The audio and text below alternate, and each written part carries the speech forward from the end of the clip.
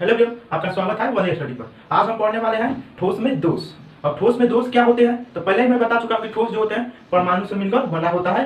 कण या परमाणु जो भी बोले, तो आपको मैं बताया हूं कि कण जो होगा वो निगेटिव पॉजिटिव या मान लीजिए कि यह संपर्क में ही है, ठीक है, एक दूसरे से। पर मैं इसको थोड़ा दूरी पर लिखूंगा, आपको कुछ समझाना है। और सबका साइज क्या होता है, सेम होता है। आपको कल के पार्ट में मैंने बताया है, आप देखे होंगे कि जितने भी परमाणु है उनके साइज सेम होते हैं, गोला की तरह होता है और वो पॉजिटिव निगेटिव के रूप में होता है, ठीक है। तो मान लीजिए मैं उसका एक परत ले रहा हूँ, वो आप देखे थे पिछले क्लासों में कि कितने परतों से मिलकर बना होता है। गोले के परत होते हैं, वहीं अनेकों परत होते हैं, उसी से मिलकर बना होता है। हर परत का, हर कण का चार्ज अलग अलग होता है। मान लीजिए प्लस है तो माइनस है, प्लस है तो माइनस है, प्लस है तो माइनस है, प्लस है तो माइनस है। कोई भी सेम वाला एक जगह पर नहीं होता है। तो मैं ये ले रहा हूँ, देखिए कोई भी साइन सेम वाला नहीं है। या प्लस वाला आइटम है तो यह निगेटिव वाला है, प्लस वाला है तो निगेटिव वाला है, प्लस है तो निगेटिव है। इस तरह से होता है। तो दोष कब उत्पन्न हो जाता है, जब इनमें का कोई भी पंक्ति का, मान लीजिए ये लाइन हटिए गया, चेंज हो गया, इसको शिफ्ट कर लिया इसके साथ, तो वो दोष हो जाएगा। हो जाए कि नहीं, कोई भी चीज हो, हर चीज का दोष और मतलब अच्छा बुरा दोनों साइड होता है। तो अच्छा वाला हम पढ़ लिया, उसके क्या क्या यूज होते हैं, कितने प्रकार के होते हैं, इसके गोले कितने तरह से सजते हैं, कौन सजने के आधार पर कि कौन सा उसका गुण अलग आ जाता है, ठीक है। तो उसी तरह इसमें दोष भी होता है कि मान लीजिए कि कभी कभी होगा कि प्लस जो होगा, प्लस वाला जो एटम होगा, कण होगा, ये हट जाएगा, ठीक है। और कभी कभी यह लाइनें शिफ्ट हो जाएगा, ठीक है। और कभी कभी क्या होगा कि यह निगेटिव उठकर इसमें चला जाएगा। मान लीजिए इसमें चला गया तो ये खाली हो गया, तो यह जो पदार्थ रहा, जो पदार्थ है वो पदार्थ नहीं रहेगा। अगर यह चेंज हो जाएगा तब इसमें कुछ कमी आ जाएगी, मतलब इसमें दोष आ जाएगी। उसी को तो हम कहते हैं ठोस में दोष। तो ठोस में दोष में क्या होगा कि किसी क्रिस्टल में अनेक संगठक होता है, ठीक है। किसी क्रिस्टल में उनके संगठक कौन, संगठक का मतलब एक विस्तृत रूप में है कि नहीं, प्लस है माइनस, प्लस है माइनस, एक विस्तृत रूप में सजा हुआ है। तो उसके विस्तृत रूप में सजा संगठक कण की नियमित व्यवस्था, जो नियमित व्यवस्था है, नियमित व्यवस्था में अव्यवस्था उत्पन्न हो जाता है, तो उसे हम ठोस में दोष कहते हैं। और यह दोष तीन तरह से दिखा जाता है। पहला बिंदु दोष, इंग्लिश में देख लीजिएगा पॉइंट डिफेक्ट, और हिंदी, और दूसरा है पंक्ति दोष, और तीसरा है तल दोष। इसमें से मुख्य रूप से हमको पढ़ना है बिंदु दोष, ठीक है। बिंदु दोष काफी इंपॉर्टेंट है। और इन सब में का दोष जो है, एक सटकी दोष है और एक दोष है, वो मेन चीज है आपके एग्जाम के लिए। तो पहले इसका हम चर्चा करते हैं पूरा। तो पहले आप इसके बारे में लिख लीजिए थोड़ा सा। तो लिखिए, क्रिस्टल में उनके संगठक कण, क्रिस्टल में उनके संगठक कणों की नियमित व्यवस्था में परिवर्तन या अपरिवर्तन उत्पन्न हो जाती है, जिसे ठोस में दोष कहते हैं, जिसे ठोसों में दोष कहा जाता है। उसके बाद लिख लीजिएगा, यह तीन प्रकार के होता है, तीनों प्रकार लिख लीजिए और उसके बाद हम इसका चर्चा करते हैं। तो चलिए, तो मैं इसे मिटा रहा हूँ दो और उसके बारे में देखते हैं। देखिए, तो यह बिंदु दोष आपको दिख रहा है। तो बिंदु दोष में क्या होगा, मैं बोला था ना, नाम क्या है, बिंदु, मतलब यह एगो बिंदु है, देखो तीन गो, इस तरह से, मतलब यह बिंदु में चेंज हो जाएगा, तो उससे जो दोष उत्पन्न होगा उसे बिंदु दोष कह देंगे, ठीक है। तो ये काफी आसान है, इसी के रूप में है थोड़ा सा। तो इसके बारे में होगा क्या है, जब किसी आयनिक क्रिस्टल में किसी स्थान पर, कोई आयनिक क्रिस्टल है या किसी स्थान पर उनके आयन की व्यवस्था में, यह आयन है कि नहीं है, प्लस वाला आयन है माइनस वाला, तो जो आयन की व्यवस्था में जो अव्यवस्था उत्पन्न होता है, उसे अव्यवस्था उत्पन्न हो जाती है, तो उस बिंदु दोष को, उसे बिंदु दोष कहते हैं, ठीक है। तो फिर से मैं बोल रहा हूं, उसका डिफिनेशन लिख लीजिए। लिखिए, जब किसी आयनिक क्रिस्टल में किसी स्थान पर उनके आयन की व्यवस्था में अव्यवस्था उत्पन्न हो जाती है, तो उसे बिंदु दोष कहते हैं, ठीक है। और उसके नीचे लिख लीजिएगा, यह तीन प्रकार के होता है। कौन कौन होता है ये मैं आपको दिखा रहा हूँ, रोमन में लिखूंगा। चलिए, एक नंबर, तो मैं तीन प्रकार लिख ले रहा हूँ, उसके बाद आपसे बात करता हूँ।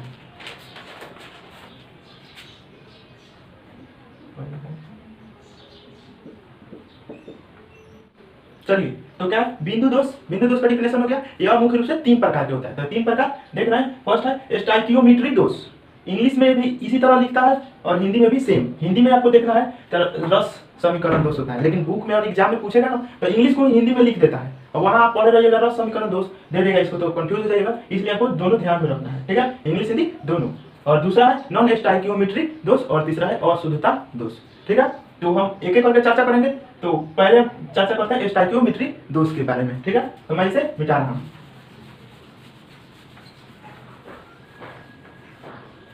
चलिए, तो अब हम देखते हैं स्टाइकियोमेट्रिक दोष। इसमें होता क्या है कि जो क्रिस्टल होता है उसके आयनों या धनायनों या ऋणायनों के दोष उत्पन्न होने के बाद, मान लीजिए कि यह हट गया, ठीक, यह दूसरे जगह पर चला गया, मान लीजिए यहाँ पर आ गया। और इसके बाद जो आयन का जो अनुपात है, ये मान लीजिए कि यह ए था, ठीक है, यह बी था, इसी तरह ए बी, इसके अंदर ही आप लिखिएगा, हम अंदर लिख रहा हूँ ए बी, और इसके बाद ए बी, इसको भी आप अंदर ला सकते हैं इन सबको। और दो को मान लीजिए कि यह पदार्थ से मिलकर बना हुआ है, तो इसमें जो चेंजिंग होने के बाद मान लीजिए कि यह हट गया, यहाँ से इधर चला गया, तो इसके अनुपात अगर देखें तो कितने परमाणु है, टोटल परमाणु गिन सकते हैं 1 2 3 4 4 नहीं 12 को परमाणु है। अब 12 को परमाणु है तो इसका जितना भार होगा उतना ही ये टोटल का भार होगा ना। तो मान लीजिए कि 12 को परमाणु अभी हटने के बाद इसमें से निकल थोड़ी गया है तो इसी में है, तो फिर से इसका जोड़िएगा योग भार, तो भी तो 12 ही होगा। अच्छा 12 होगा तो ये बराबर ही होगा, अब बराबर होगा तो उस प्रकार से जो दोष उत्पन्न होगा उसे स्टोइकियोमेट्रिक दोष कहते हैं। तो इसका डिफिनेशन लिखिए, उसके बाद मैं फिर से समझाता हूँ। लिखिए, जब किसी क्रिस्टल जालक में दोष उत्पन्न होने के बाद धनायनों तथा ऋणायनों की संख्याओं का अनुपात उनके रासायनिक सूत्र में, जो रासायनिक सूत्र लिए हैं, मान लीजिए कि ये भी है, आप ले सकते हैं, जैसे कि NaCl लिख सकते हैं, जहाँ ए लिखे हैं ये Na लिख दीजिएगा, जहाँ बी लिखे हैं वहाँ Cl लिख सकते हैं। तो NaCl का जो ले लिया तो लिखिए कि रासायनिक सूत्र में उपस्थित अनुपात के बराबर होता है, तो इससे रस समीकरण दोष कहते हैं या स्टोइकियोमेट्रिक दोष कहते हैं। मान लीजिए कि हम NaCl ले लिया इसमें, ठीक है। अब जहाँ ए लिखा है आप लिख सकते हैं, आप जहाँ ए लिखा है वहाँ Na लिख दीजिए, जहाँ बी लिखे हैं वहाँ Cl लिख दीजिए। अब यहाँ से मान लीजिए कि ये वाला इस पॉइंट का, क्योंकि बिंदु दोष है तो बिंदु वाला ये हटेगा, यह क्या रहता है, ये जो होता है प्लस होता है, सॉरी Na प्लस होता है ना, ये हट गया यहाँ से। मान लीजिए कि यहाँ से हटकर इधर आ गया या इधर किधर चला गया, तो इसको जोड़िएगा, मतलब इसका योग करिएगा भार, तो जितना होगा और पहले जो जितना था वो बराबर ही ना होगा, इसमें निकल नहीं रहा है सोडियम, मान लीजिए उसी में है, लेकिन वो अपना बिंदु स्थान चेंज कर दिया है। तो स्थान चेंज किया तो दोष तो उत्पन्न हुआ ही है, लेकिन प्लस वाला होता है, इसलिए स्टोइकियोमेट्रिक दोष कहते हैं। कोई भी हटे, निगेटिव वाला भी हटेगा तो भी स्टोइकियोमेट्रिक दोष हम कहेंगे। तो इसका डिफिनेशन आपसे बोल रहा हूँ पूरा ठीक से लिखिए। जब किसी क्रिस्टल जालक में दोष उत्पन्न होने के बाद धनायन या ऋणायन की संख्या का अनुपात उनके रासायनिक सूत्र में उपस्थित अनुपात के बराबर हो, उसे स्टोइकियोमेट्रिक दोष कहते हैं। आगे होगा स्लाइड, वहां से हम लिख सकते हैं। चलिए, तो अब यह भी प्रकार होता है, तो यह मुख्य रूप से 2 प्रकार के होता है। स्टोइकियोमेट्रिक दोष 2 प्रकार के होता है, तो इसके दोनों प्रकार देख लेते हैं हम, उसके बाद चलेंगे नॉन स्टोइकियोमेट्रिक दोष में, क्योंकि इसका जो दोनों प्रकार है वो काफी इंपॉर्टेंट है, वो वही एग्जाम में बार पूछता है। तो चलिए हम देखते हैं इसके दोनों प्रकार। तो यह 2 प्रकार के होता है, यह 2 प्रकार के होता है। कौन कौन? ए। चलिए, तो शक्ति दोष में क्या होता है कि जब किसी क्रिस्टल में दोष उत्पन्न होने के बाद उनके धनायन तथा ऋणायन के समान अनुपात में खाली होते हैं। समान अनुपात का मतलब अगर पॉजिटिव वाला एगो हट रहा है, मान लीजिए पॉजिटिव वाला उड़ गया एगो, तो एगो निगेटिव वाला भी उड़े। पहले क्या था इसमें कि एक कौन हट जाए तो उसे स्टोइकियोमेट्रिक दोष कहते हैं। अब उस प्रकार में किस तरह से हट रहा है, उस प्रकार पर आपको दोष को 2 प्रकार में बांटा गया। तो जब समान अनुपात में हट रहा है, जैसे कि यह प्लस वाला था तो प्लस वाला एक हट गया, एक निगेटिव वाला हट गया, मतलब एक प्लस वाला भी गया, एक निगेटिव वाला गया, समान में हटा, इसलिए उससे हटने के बाद जो दोष उत्पन्न होगा उसे शक्ति दोष कहेंगे। जरूरी नहीं है कि एक हटा, 2 भी हट सकता है। मान लीजिए यहाँ के पॉजिटिव उड़ गया, एगो यहाँ का पॉजिटिव उड़ गया, एगो यहाँ का निगेटिव, मतलब 2 पॉजिटिव और 2 निगेटिव हट गया, तो उससे जो दोष उत्पन्न हो रहा है उसे शक्ति दोष कहेंगे। तो आप आसानी से लिख सकते हैं इसका डिफिनेशन। तो लिखिए, जब किसी आयनिक क्रिस्टल में उनके धनायन तथा ऋणायन समान अनुपात में खाली हो जाते हैं, तो इस प्रकार से उत्पन्न दोष को शक्ति दोष कहते हैं। ठीक है, तो हो गया डिफिनेशन। और उदाहरण में आप लिख सकते हैं NaCl के Cl, ठीक है, HCl, इसके उदाहरण में लिख सकते हैं। ये सारे उदाहरण, इसके भी उदाहरण हो जाएंगे। ठीक है, ये जितने भी उदाहरण देंगे ये दोष में आ जाएगा। तो उदाहरण इसको बता रहे हैं पूरा चर्चा उदाहरण देकर, क्योंकि ये एग्जाम में बार पूछता है। तो इससे भी आप उदाहरण भी लिखिएगा, या डिफिनेशन लिखने के बाद या फिगर बना लीजिएगा, या पहले डिफिनेशन लिखने के बाद आप इसका उदाहरण लिख लीजिए और उसके बाद यह फिगर बना लीजिए। और 1 2 क्या 3 4 फिगर बना सकते हैं। हालांकि आप बनाते वक्त 2 ही 1 ही हटाइएगा, या आपकी इच्छा, लेकिन समान अनुपात में हटना चाहिए। जो भी धनायन हटा रहे हैं, ऋणायन हटा रहे हैं, अगर 2 पॉजिटिव हटा रहे हैं तो 2 निगेटिव हटाइएगा। और यह उतार लीजिए। अब हम पढ़ते हैं फ्रैंकल दोष। तो थोड़ा सा और इसके बारे में लिख लेना है, क्योंकि ये इंपॉर्टेंट है। तो लिखिएगा, क्रिस्टल पर शक्ति दोष का प्रभाव, क्या क्या प्रभाव पड़ रहा है, यह लिखने के बाद लिखिएगा शक्ति दोष का प्रभाव। चलिए, तो शक्ति दोष का डिफिनेशन हो गया, उसका एग्जांपल लिख लिए या उसका फिगर बना लीजिएगा। उसके बाद लिखिए क्रिस्टल पर शक्ति दोष का प्रभाव, मतलब क्रिस्टल पर क्या क्या प्रभाव पड़ता है, तो वो आपको देखना है। तो लिखिए 1 नंबर लिखिए, शॉर्ट की दोष से क्रिस्टल के घनत्व में कमी होती है। जरूर कमी होगी, क्योंकि यह जो हट गया समान अनुपात में हट रहा है, तो मान लीजिएगा इसका घनत्व पहले 5 था, ठीक है, तो ये हटेगा तो परमाणु हटे तो वहाँ का स्थान भी खाली हो रहा है, तो मतलब उसका घनत्व भी कम होगा, ठीक है। तो एक नंबर में लिख लीजिएगा, क्रिस्टल शॉर्ट की दोष से क्रिस्टल के घनत्व में कमी होती है। दूसरा लिखिएगा, जब घनत्व कमी होगा तो उसके आयतन में, तो दूसरा लिखेगा इनके विद्युतीय और चुंबकीय गुणों में परिवर्तन हो जाता है। जरूर होगा, क्योंकि जब विद्युतीय गुण और चुंबकीय गुण इसके पॉजिटिव और नेगेटिव साइन पर ही, आयन पर ही निर्भर करते हैं। जब इसमें से हटिए जाएगा पॉजिटिव या नेगेटिव निकल जाएगा, तो इसके विद्युत की जो क्षमता है वो कम ही होगा, क्योंकि धारा तो बहता है इलेक्ट्रॉन के ही माध्यम से, इलेक्ट्रॉन पर नेगेटिव साइन होता है, नेगेटिव इलेक्ट्रॉन निकल जाएगा तो धारा भी लाजमी है कि कम हो जाएगा। और जो चुंबक का शक्ति है वो अभी इन्हीं चार्ज पर ही निर्भर करती है, तो उसको भी हटने से उसके चुंबकीय गुण में भी कमी आ जाता है। तो लिख लिए, इनके विद्युतीय और चुंबकीय गुणों में परिवर्तन हो जाता है। तीसरा लिखिए, क्रिस्टल विद्युत के चालक बन जाते हैं। क्रिस्टल जो है विद्युत के चालक बन जाते हैं। बहुत से जो होता है क्रिस्टल वो अचालक होता है, लेकिन उसमें से कुछ इलेक्ट्रॉन हटने के बाद, निकलने के बाद वो विद्युत के चालक बन जाते हैं, ठीक है, विद्युत के चालक बन जाते हैं। जैसे कि आपको ग्रेफाइट है, ग्रेफाइट विद्युत का चालक होता है, और इसमें भी आएगा। आपको ग्रेफाइट को बताए थे क्या, षष्ठ किए, एक इसके पहले ही मैं बताया था, वो किसके उदाहरण है, तो षटकीय दोष बोल रहा हूँ।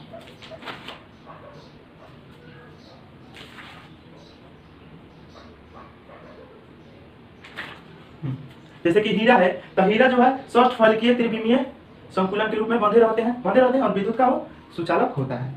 तो लिख लीजिए, क्या लिखे, क्रिस्टल विद्युत के चालक बन जाते हैं। चौथा लिखिएगा, क्रिस्टल के परावैद्युतांक में कोई परिवर्तन नहीं होता है, ठीक है, क्रिस्टल के परावैद्युतांक में कोई कमी नहीं होता है, ठीक है। तो खत्म हो गया हमारा षटकी दोष।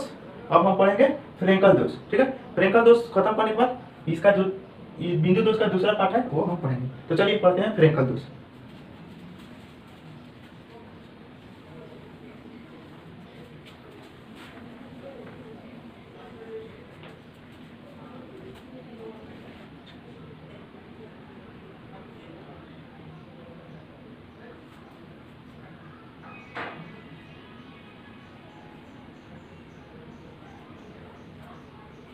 चलिए तो अब पढ़ते हैं फ्रेंकल दोष। यह हो गया आपका षटकी दोष खत्म हो गया। अब फ्रेंकल दोष के बारे में हम पढ़ेंगे। तो फ्रेंकल दोष में क्या होता है कि जब कोई क्रिस्टल जालक में कोई आयन स्थान बदलकर अंतराकाशीय स्थान में चला जाता है। अंतराकाशीय स्थान कौन सा है, तो यह तो आपका स्थान दिख रहा है, मान लीजिए कि यह Na है, प्लस वाला था, Na प्लस वाला, Cl minus, Na sorry Cl minus है।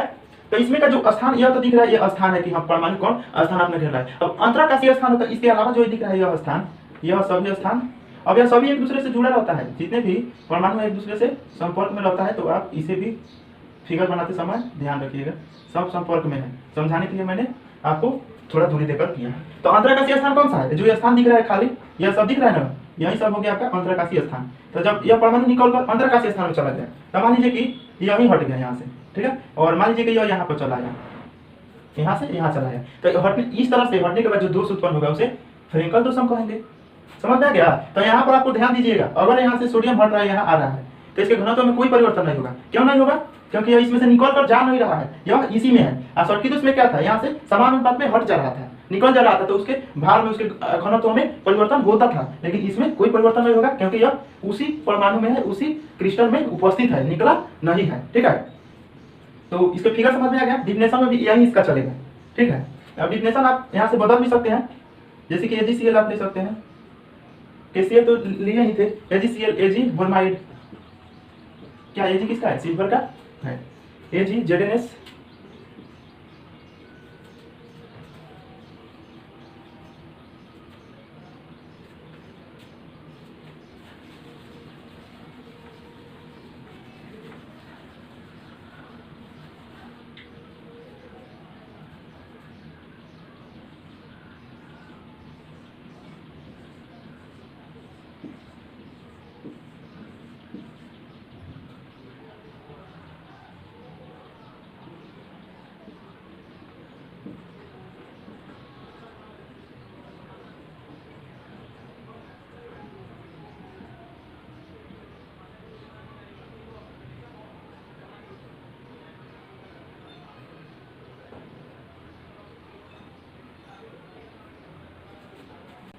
चलिए, तो हो गया सबकी दोस्त। अब हम पढ़ेंगे फ्रेंकल दोष। फ्रेंकल दोष में होता क्या है कि कोई भी परमाणु, हम यह उदाहरण लिया है, तो कोई भी परमाणु जो है क्रिस्टल है, वो मान लीजिए कि AgCl लिए हम, तो AgCl में क्या, Ag पॉजिटिव या निगेटिव, तो आपको ये ध्यान में रखना है पॉजिटिव है निगेटिव। तो इसमें क्या होता है कि एक बिंदु से मान लीजिए कि Ag हट गया और यह अंतराकाशीय स्थान में चला गया, तो अंतराकाशीय स्थान कौन सा इसमें का, तो ये जो आपका स्थान दिख रहा है खाली, ये सभी जितने भी स्थान खाली दिख रहा है ये सब अंतराकाशीय स्थान है। तो यहाँ से निकल कर मान लीजिए कि यहाँ पर चला जाए, मान लीजिए कि यह अंतराकाशीय कहीं भी चला जाए, मान लीजिए कि यहीं पर आ गया, यहाँ पर आ गया, तो यहाँ पर आने के बाद से जो दोष उत्पन्न होगा वो क्रिस्टल में, उसे हम फ्रेंकल दोष कहेंगे। ठीक है, और इसके आने से इसमें कोई घनत्व पर कोई प्रभाव नहीं पड़ेगा, क्योंकि यह इसमें से निकल नहीं रहा है, यह इसी में उपस्थित है।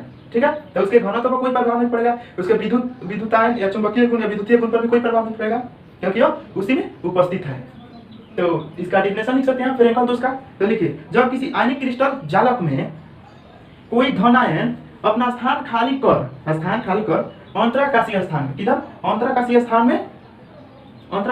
में स्थापित हो जाता है, तो इससे जो दोष उत्पन्न होता है उसे फ्रेंकल दोष कहते हैं, या इस प्रकार उत्पन्न दोष को फ्रेंकल दोष कहते हैं। उसका आप एग्जांपल में से लिख सकते हैं AgCl, AgBr और ZnS, एग्जांपल में लिख सकते हैं। उसको फिगर बना लीजिएगा। फिगर बनाने के बाद क्या करना है, क्रिस्टल पर फ्रेंकल दोष का प्रभाव, इसका फ्रेंकल दोष का प्रभाव, अब एक एक करके इसका प्रभाव हम लिखेंगे। तो क्या होगा प्रभाव में, आपको पहले ही बोल दिया कि कोई उस पर प्रभाव नहीं पड़ता है। तो लिखिए, इस दोष से क्रिस्टल के घनत्व पर कोई प्रभाव नहीं पड़ता है। अब क्यों नहीं पड़ता है आपको बता चुके हैं कि यह इसी में है, बाहर नहीं जा रहा है। ये जरूरी नहीं है कि Cl स्थान चेंज किया है, मान लीजिए कि यही चेंज कर दिया, Cl यह चेंज कर दिया, तो भी कोई पर, अरे जरूरी नहीं कि इसी अंतराकाशी पर है, यहाँ भी रख सकते हैं, यहाँ भी रख सकते हैं, यहाँ, मतलब उसी में लगा कहीं भी स्थान चेंज कर दिया अपना अंतराकाशी में। तो अब फिगर में आप ध्यान देकर अपने तरीके से कर सकते हैं, कोई किसी को भी आप हटा सकते हैं। तो पहला लिख लिया, इस दोष से क्रिस्टल के घनत्व पर कोई प्रभाव नहीं पड़ता है। दूसरा, इस दोष से क्रिस्टल पर विद्युत के चालक बन जाते हैं। तो विद्युत के चालक मान, इस दोष के उत्पन्न होने से वह विद्युत धारा उसमें नहीं बह रहा है, तो धारा बहने लगेगा, ऐसा भी गुण उसमें आ जाएगा। तो प्रभाव नहीं पड़ा, निगेटिव पड़ा या पॉजिटिव पड़ा, प्रभाव पड़ा। तीसरा लिख लीजिए, फ्रेंकल इस दोष से क्रिस्टल के परावैद्युतांक बढ़ जाता है। उसमें क्या होता था, परावैद्युतांक घट जाता था।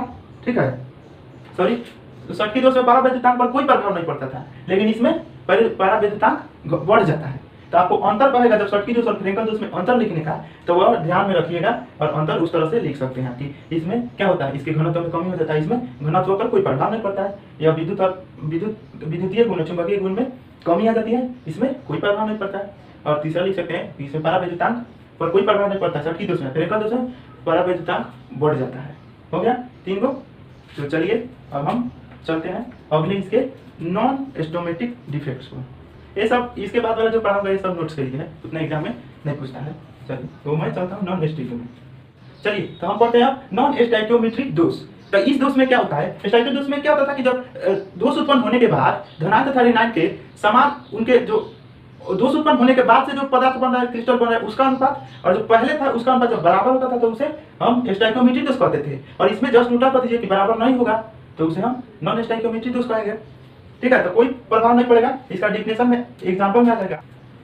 चलिए, तो नॉन स्टोइकोमेट्रिक दोष, तो नॉन स्टोइकोमेट्रिक दोष में, स्टोइकोमेट्री में क्या था कि जब किसी क्रिस्टल जालक में दोष उत्पन्न होने के बाद धनायन तथा ऋणायन के अनुपात पहले रासायनिक सूत्र के बराबर हो, उसे हम स्टोइकोमेट्रिक दोष कहते थे। नॉन स्टोइको में हो जाएगा कि उसको बराबर नहीं है तो उसे हम नॉन स्टोइकोमेट्रिक दोष कह देंगे। जैसे कि यह इसका एग्जांपल आ जाएगा FeO, NiO, Cu2S etc। अब कोई भी उदाहरण मान लीजिए हम A B ले रहे हैं कि यह A हो गया, यह B हो गया, यह A हो गया, यह B हो गया, A B A B A B A B, यह पॉजिटिव निगेटिव में है, तो हटने के बाद बराबर नहीं हो तो उसे हम कह देंगे। तो इसका डिफिनेशन लिखिए और उसे समझिएगा। ठीक है, जब किसी क्रिस्टल जालक में दोष उत्पन्न होने के बाद धनायनों तथा ऋणायनों की संख्या का अनुपात उनके रासायनिक सूत्र में उपस्थित अनुपात के बराबर न हो, उसे नॉन स्टोइकोमेट्रिक दोष कहते हैं। एग्जांपल में लिख लीजिए इसे कि उदाहरण FeO, NiO, Cu2 और लिख लीजिएगा। उसके बाद यह 3 प्रकार के होता है, यह नॉन स्टोइकोमेट्रिक 3 प्रकार के होता है। कौन कौन, तो देखिए। चलिए, तो क्या है नॉन स्टोइकोमेट्रिक दोष, इसका एग्जाम उदाहरण परिभाषा लिख लिए, उदाहरण सब हो गया। यह 2 प्रकार के होता है, 3 प्रकार के नहीं, 2 प्रकार लिखिएगा। तो 2 प्रकार क्या होगा, जब धनायन की संख्या अधिक हो जाएगा तो मतलब धनायन अधिक के दोष, और दूसरा होगा धनायन अभाव दोष, मतलब धनायन की कमी हो गया। तो उसे धनायन अभाव दोष, इंग्लिश में मेटेरियलिक डिफिशियंसी डिफेक्ट। तो आप लिख लीजिए, पहला करते हम तेजी में करते चलेंगे क्योंकि ये ज़्यादा इंपॉर्टेंट नहीं है, इसलिए इसका ये परिभाषा लिखाएंगे, उदाहरण लिखाएंगे, आगे बढ़ते जाएंगे। तो पहला लिखिए धनायन आधिक्य दोष, ठीक है। पहले लिखिए धनायन आधिक्य दोष। तो इसके बारे में लिखिए, तो लिखिए कि जब किसी क्रिस्टल जालक में धनायन की संख्या अधिक हो जाता है तो इससे उत्पन्न दोष को धनायन आधिक्य दोष कहेंगे। हो जाएगा, काफी सिंपल है। जब किसी क्रिस्टल जालक में धनायन की संख्या अधिक हो जाती है तो इससे उत्पन्न दोष को धनायन आधिक्य दोष कहते हैं, ठीक है। फिर इसके बारे में फिर इसका भी प्रकार है, तो लिखिए कि यह 2 प्रकार का होता है। कौन? चलिए, तो क्या हुआ, धनायन आधिक्य दोष 2 प्रकार के होंगे, इसका अब डिफिनेशन लिख चुके हैं। तो इसके यह 2 प्रकार का होता है, कौन कौन सा? तो ऋणायन रिक्ति दोष और दूसरा अंतराकाशी स्थान में अतिरिक्त धनायन दोष, ठीक है। इसके नाम से आपको पता चल रहा है कि ऋणायन रिक्ति दोष मतलब ऋणायन से जो हटने के बाद या स्थान खाली हो गया ऋणायन निगेटिव साइन वाला, तो जो दोष उत्पन्न होगा उसे हम ऋणायन रिक्ति दोष कहेंगे। इसके नाम से अगर देखें तो उसका डिफिनेशन तैयार है। तो लिख लीजिए ऋणायन रिक्ति दोष में जब किसी आयनिक क्रिस्टल में कोई ऋणायन अपना स्थान खाली कर दे, जैसे कि आपको पता ही है कि यह परमाणु हो गया इस रूप में है, ठीक है ना, ये plus minus plus minus plus minus plus minus plus, ठीक है। जब ऋणायन अपना स्थान खाली कर दे तब उससे जो दोष उत्पन्न होगा उसे हम ऋणायन रिक्ति दोष कहेंगे। चलिए, तो इसका डिफिनेशन लिखिए ऋणायन रिक्ति दोष का। लिखिए, जब किसी आयनिक क्रिस्टल में कोई ऋणायन अपना स्थान खाली कर उसके स्थान पर, इसमें थोड़ा सा चेंजिंग है, उसके स्थान पर एक इलेक्ट्रॉन रख जाता है तो इस प्रकार उत्पन्न दोष को ऋणायन रिक्ति दोष कहेंगे। मान लीजिए कि यह निगेटिव हट गया और इसके स्थान पर एक इलेक्ट्रॉन आ गया, क्या आ गया? इलेक्ट्रॉन आ गया, तो इससे जो दोष उत्पन्न होगा उसे हम ऋणायन रिक्ति दोष कहेंगे, ठीक है। इसका एग्जांपल LiCl टोटल आ जाएगा, LiCl NaCl KCl एग्जांपल है किसका? ऋणायन रिक्ति दोष का, यह लिख सकते हैं ETC। तो हो गया ऋणायन रिक्ति दोष में। और इसमें आपको क्या देख रहा है कि अंतराकाशीय स्थान में अतिरिक्त धनायन, मतलब यह अंतराकाशी, यह फिक्स है, ठीक है, ये है, एक और आ जाए इसमें, मान लीजिए प्लस आ गया, धनायन आ गया, तो इससे जो दोष उत्पन्न होगा उसे हम अंतराकाशीय स्थान में रिक्ति दोष कहेंगे। तो खाली इसके थोड़ा सा चेंजिंग है, इसके नाम से आप डिफिनेशन तैयार कर सकते हैं। तो ऋणायन के लिए आप यह फिगर बना सकते हैं, इसके स्थान पर मान लीजिए कि तो पहले उसका क्या था, यह हट गया, यहाँ पर इलेक्ट्रॉन आ गया, तो इलेक्ट्रॉन कोई भी हट सकता है, इसको भी हटाकर इलेक्ट्रॉन रख सकते थे और मैंने इसे ही हटाया। डिफिनेशन लिखने के बाद एग्जाम्पल लिख लीजिएगा और फिगर बना लीजिए, ये आपका काम खत्म हो गया। अब इसके बारे में हम देखते हैं अंतराकाशीय स्थान में अतिरिक्त धनायन दोष। तो इसमें क्या होगा, सॉरी थोड़ा इसका लिख लीजिए, इसके बारे में थोड़ा सा और लिख लीजिए। अभी छोड़िए इसको, ऋणायन रिक्ति दोष में लिखेगी इससे क्रिस्टल पर पड़ा प्रभाव, माने क्या प्रभाव पड़ेगा रिक्ति दोष उत्पन्न होने से, जो पदार्थ होगा या क्रिस्टल होगा तो उस पर क्या प्रभाव पड़ेगा वो लिखना है। तो एक नंबर लिखिएगा, एक नंबर लिखिए, यह क्रिस्टल रंगीन हो जाता है, जो यह दोष उत्पन्न होगा जिस भी क्रिस्टल में रिक्ति दोष उत्पन्न होने के बाद वह रंगीन हो जाता है। एक नंबर, यह क्रिस्टल रंगीन हो जाता है। दूसरा लिखिए क्रिस्टल का घनत्व कम हो जाता है। आपको पता नहीं, जब इलेक्ट्रॉन हटा, कोई भी हटे, पॉजिटिव हटे या नेगेटिव हटे, तो उसका घनत्व कम होगा ही, तो उसका घनत्व कम हो जाता है, ठीक है, घनत्व कम हो जाता है। तीसरा लिखिए, क्रिस्टल विद्युत का चालक हो जाता है। तीसरा, विद्युत का चालक हो जाता है। चौथा लिख लीजिए, क्रिस्टल अनुचुंबकीय हो जाता है। अनुचुंबकीय मतलब उसमें चुंबक की शक्ति हट जाती है, ऋणायन रिक्ति दोष उत्पन्न होने से वह अनुचुंबकीय हो जाता है, ठीक है। चलिए, तो अच्छा लगा तो लाइक करिए, शेयर करिए और सब्सक्राइब करिए। और पार्ट नहीं देखे होंगे तो लिंक डिस्क्रिप्शन में है या आई बटन में भी मिलेगा, वहां से आप देख सकते हैं। और मेरे जितने भी टेलीग्राम ग्रुप है उससे जुड़ जाइए, और मेरे स्टूडेंट जो है व्हाट्सएप ग्रुप में भी है, तो वहां भी मैं शेयर कर दूंगा, और टेलीग्राम में भी जुड़ जाइए। Thanks for watching my video, मिलते हैं।